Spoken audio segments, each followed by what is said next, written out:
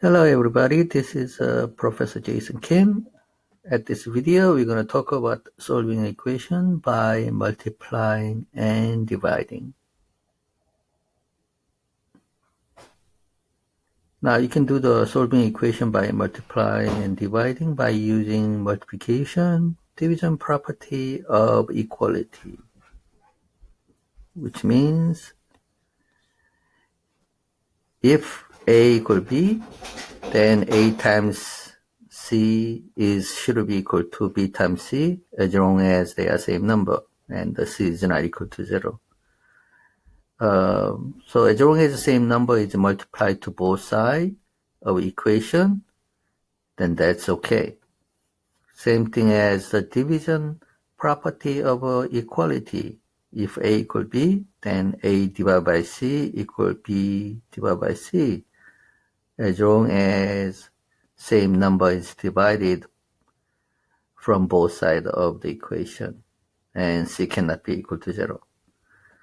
So what that means is if there is an equation, you can multiply same number as long as you do both sides, or divide the same number as long as you do both sides, and the value cannot be equal to 0.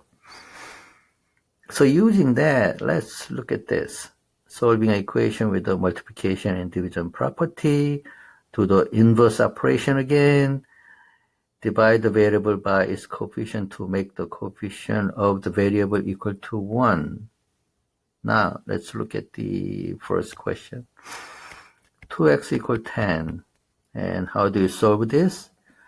You divide both sides by number in front of x, which is the coefficient of x, to get 1x. So when you divide by 2, 1x equals 5. So x becomes 5. Because 1x means x. So what you just did was to solve 2x equals 10, you do the inverse operation because 2x means 2 times x. So inverse of times was division. So that's why you do the divide both sides by 2. Another example, let's say you have a 3x equals negative 27. And you divide both sides, because right now you have 3x is negative 27 and you want to solve for x, not 3x. So when you do that,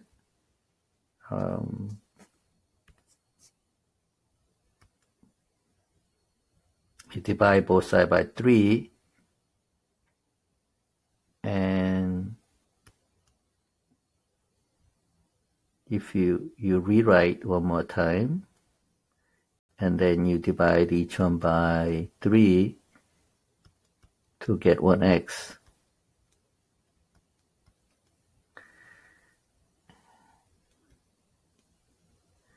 You got x equals negative 9.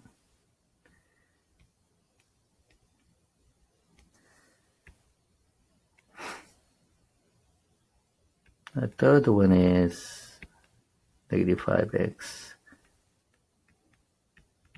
equals 50.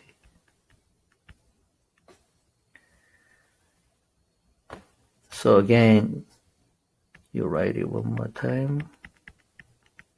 Divide both sides by a number in front of x, which is negative 5, including sign. So x becomes negative 10.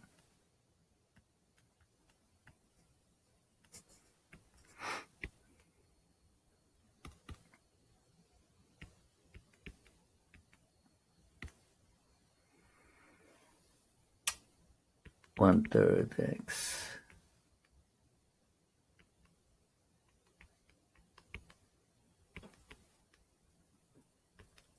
So when you have 1/3 times x, it's a fractional equation, right?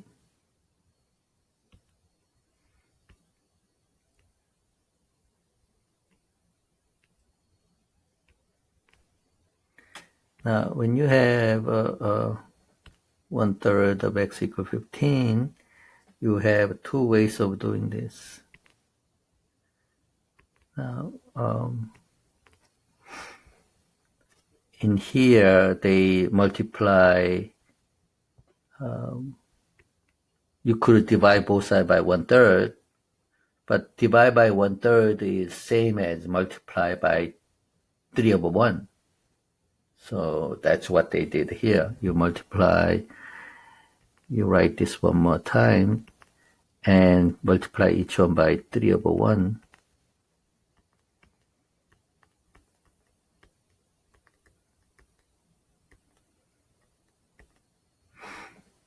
So when you do that, this 3 and this 3 cancel out. You end up with 1x equals, when you have an integer and dealing with a fraction, you make integer as a 15/1. So you got 45/1, which means x equals 45. So here in number 4, divide both sides by fraction is same as multiply by reciprocal of a fraction, 3/1. So that's why you multiply 3/1 in both sides. Now, I want everybody to pause the video and do this 4 questions and check your answer with the solution key at the bottom of each section. Pause the video and do the exercises.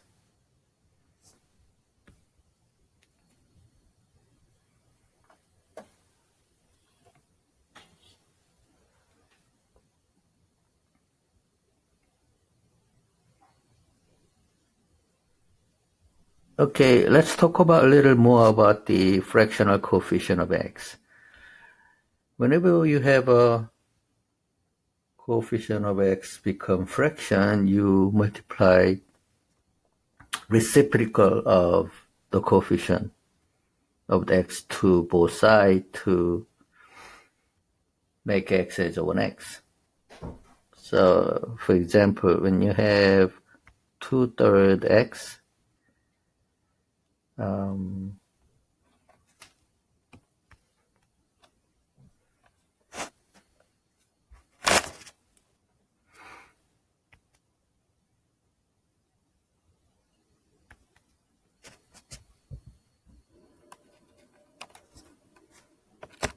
equals 12.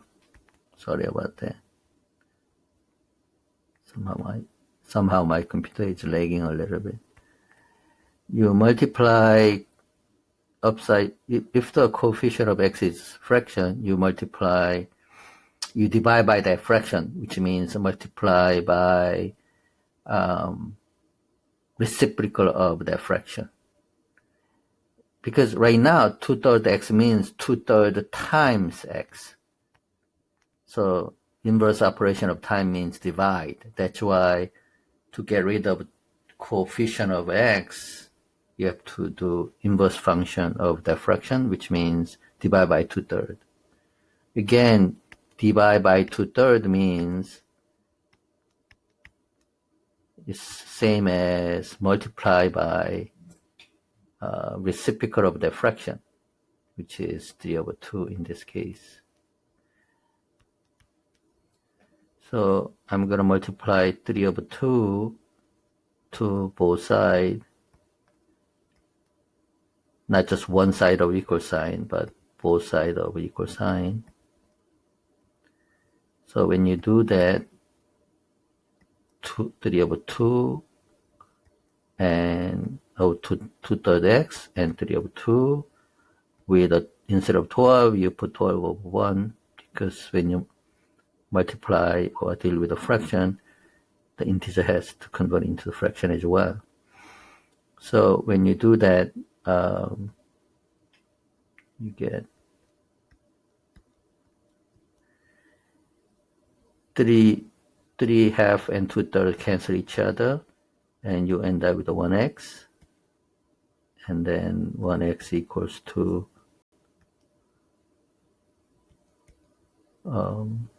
36 over 2,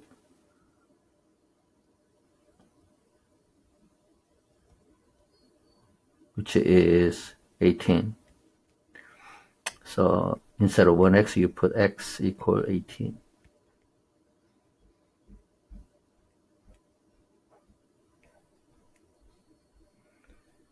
Now again, when you have like number 2, x over 4 equals 12, that's the same as 1/4 x equal to 12. Because x over 4 means 1x over 4. So you can make it as a 1/4 of x equal 12. So you do the same way. You divide by 1/4 in both sides, which means you multiply 4 over 1 in both sides. So 4 over 1 and in the front and 4 over 1 in the back. Now, when you do that, you also change 12 as 12 over 1. So this 4 over 1 and 1 over 4 cancel each other as 1 x, and the right side of the equal sign become 48 over 1.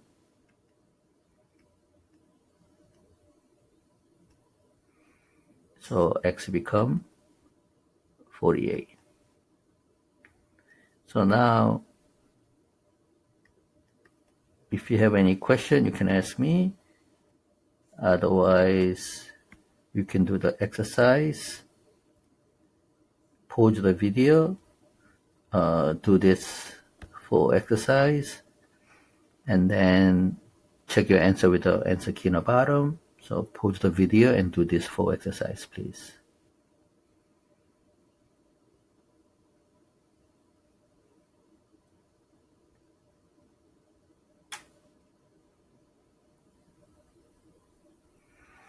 Now, next one is combine the like terms and the solving equations. So combine the like terms, separate each side first, and then solve the equation. What that means is when there is an x in both sides, in the same side, or numbers, more than one number in the same side, you combine them, you simplify them. So for example, like number 1, when you have 2x plus 3x, they are like terms. So you combine them. And they are in the same side, so you combine them. So 5x become 20. And then you solve this by dividing both sides by 5. So 5 and 5 cancel out. And 22 over 5 is same as 4 and 2/5. So x become 22 over 5, which is 4 and 2/5. Okay. So solution for x in this case is 4 and 2/5.